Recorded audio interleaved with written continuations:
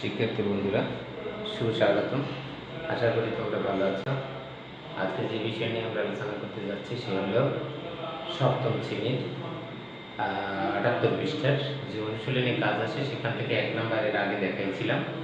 আজকের 2 নাম্বারটা তোমাদেরকে দেখাচ্ছি। 2 নাম্বার প্রশ্নে তোমাদেরকে বলেছিল কি সেটা একটু আলোচনা করি।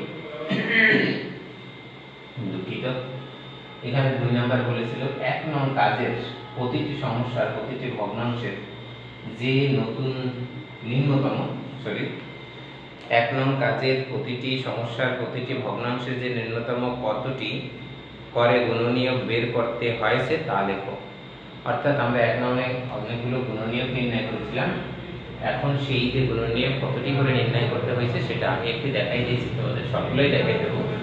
এখানে ছিল 5 এর 1 মানে 3/10 ভগ্নাংশ দ্বয়ের জন্য যথাক্রমে নিম্নতম প্রথমটায় ছিল 2টি এবং পরেরটায় 3টি গুণনীয়ক নির্ণয় করতে হয়েছে। প্রথমটায় 2টি এবং 3টি, পরেরটায় 3টি করে গুণনীয়ক নির্ণয় করতে হয়েছে। তাই আমরা বুঝতে পেরেছি যে এটা কিভাবে হয়েছিল। তোমরা যদি 1 নাম্বার না দিয়ে থাকো তাহলে আমার এখানে আছে, তোমাদের গুণনীয়ক লিখে একটু দেখাইনি।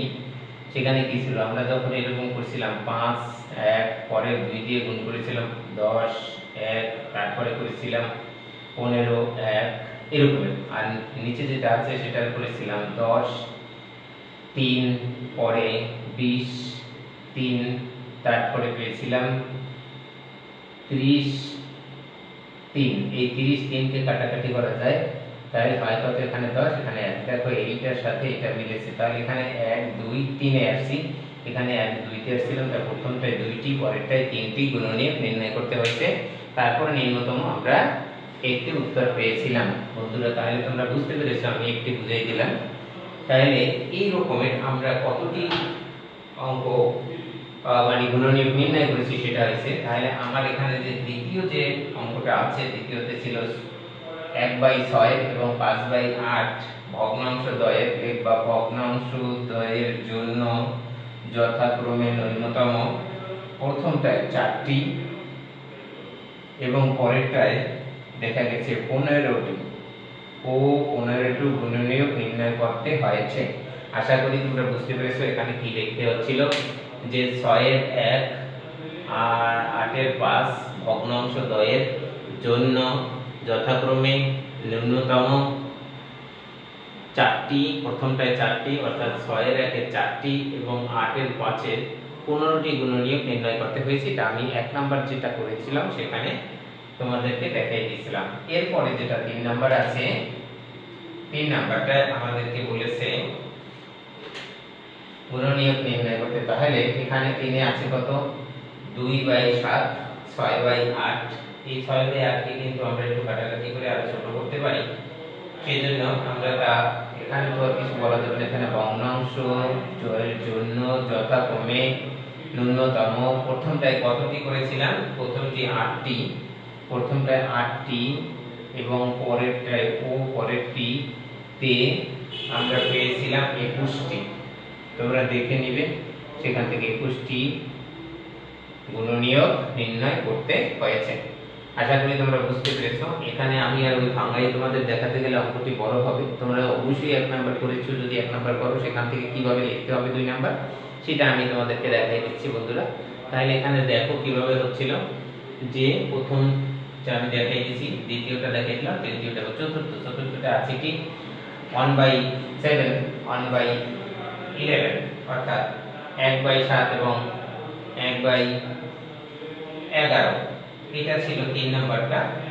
4 নাম্বারটায় বলা হয়েছে এত এত ভগ্নাংশ দ্বয়ের লিখবা, এত ভগ্নাংশ দ্বয়ের যথাক্রমে, আমি প্রথম যেটা আসছিলাম সেটা 11টি, এখানে হবে 11টি ও এখানটা হবে দ্বিতীয়টা হবে 7টি পরে গুণনীয়ক নির্ণয় করতে হয়েছিল।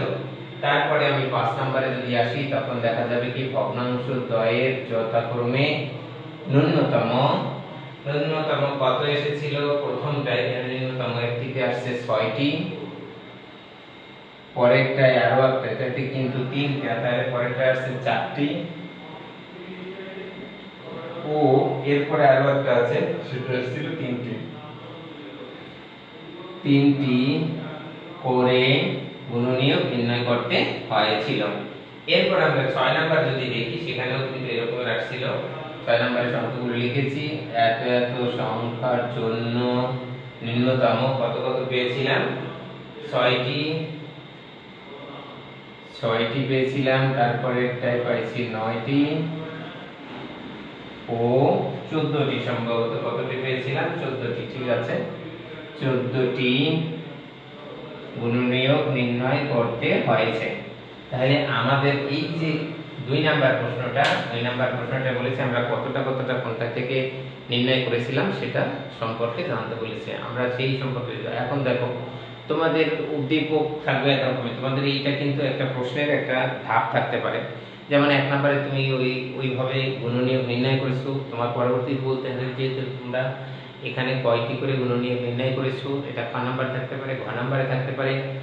অন্য যে একটি প্রশ্ন আছে সেখানে তোমরা দেখবে, এখানে যে প্রশ্নটা আছে সেখানে ঘ নাম্বারে একটি প্রশ্ন আছে, সমহার বিশিষ্ট ভগ্নাংশের রূপান্তরের পর লবের উপাদানগুলোর তুলনা করে তুমি কি 2 নং কাজের সাথে কোনো সম্পর্ক খুঁজে পাচ্ছ, 1 নম্বরের সাথে তোমার 2 নম্বর কোনো কাজের সম্পর্ক খুঁজে পাচ্ছ কিনা। তাহলে সেইটা এক রকমের আবার নির্ণয় করতে হচ্ছে।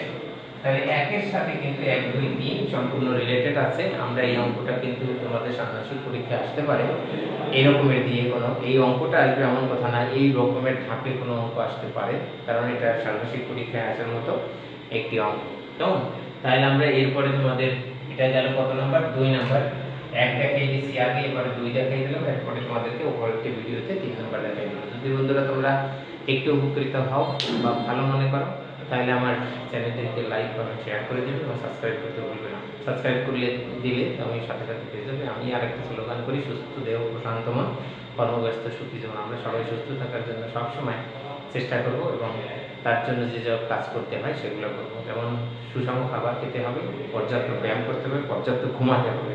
রাত জেগে বসে থেকে যদি থাকি আমরা, তবে তো সারা শরীরের অনেক ক্ষতি হয়। তাই আমরা রাত জেগে বেশি রাত পর্যন্ত জেগে থাকবো না, আমরা ঘুমিয়ে যাবো আগে, যেমন 11টার মধ্যে, বেশি সংখ্যক হলে 11টার আগেই ঘুমিয়ে যাবে। 10টায় ঠিক ঘুমালে, তারপর ছাত্র জীবনে 1 ঘন্টা একটু পরে ঘুমালে। আর যদি তুমি 10টায় ঘুমাও তাহলে 4টায় উঠে যাও, সমান কথা। 4টা থেকে তুমি বই পড়তে বসলে অনেক উপকৃত হবে। তাই সকালে উঠো ঘুম থেকে, সেটা ভালো। ওকে, গুড বাই, সবাই ভালো থাকো।